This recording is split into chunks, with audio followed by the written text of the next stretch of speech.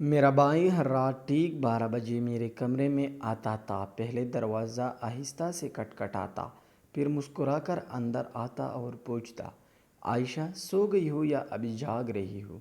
میں ہمیشہ ہنس کر کہتی، آپ کے آنے سے پہلے نیند کہاں آتی ہے بھائی۔ وہ میرے سر پر ہاتھ پھیرتا، میرے لیے پانی کا گلاس رکھتا اور یقین کر کے جاتا کہ میں ٹھیک ہوں۔ یہ اس کی روز کی عادت تھی۔ لیکن ایک رات 12 بجے دروازہ تو کھولا، مگر اس رات جو ہوا اس نے میری پوری زندگی بدل کر رکھ دی۔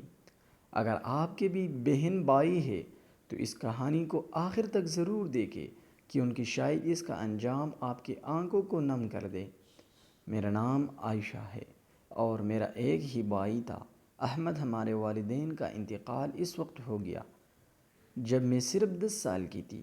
اس دن کے بعد احمد نے کبھی خود کو میرا بھائی نہیں کہا، بلکہ میرے لیے باپ، ماں، دوست اور محافظ سب کچھ بن گیا۔ اس نے اپنی پڑھائی ادھوری چھوڑ دی تاکہ میری تعلیم جاری رہ سکے۔ صبح سویرے مزدوری پر جاتا، شام کو تھکا ہارا واپس آتا، مگر میرے سامنے ہمیشہ مسکراتا رہتا۔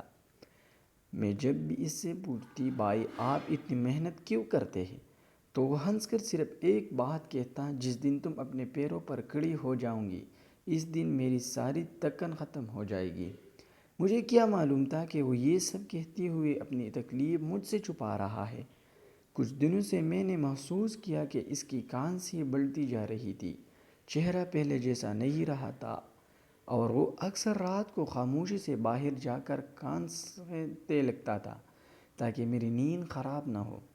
میں نے کئی بار ڈاکٹر کے پاس جانے کو کہا، لیکن وہ ہر بار یہی کہتا، میں بالکل ٹھیک ہوں، بس موسم کا اثر ہے۔ میں اس کی بات پر یقین کر لیتی کیونکہ مجھے اپنے بھائی پر دنیا سے زیادہ بھروسہ تھا۔ اگر یہ انداز پسند آیا تو اگلا حصہ اسی تسلسل میں لکھوں گا تاکہ پوری کہانی تقریباً 8 منٹ کی بن جائے۔ اگر آپ لوگ بھی اس طرح کا واقعہ پسند کرتے ہیں، کہانی پسند کرتے ہیں، تو کمنٹ میں ضرور پارٹ 2 ضرور لکھنا، اور چینل کو سبسکرائب کر دینا، بیل آئیکن کو پریس کر دینا۔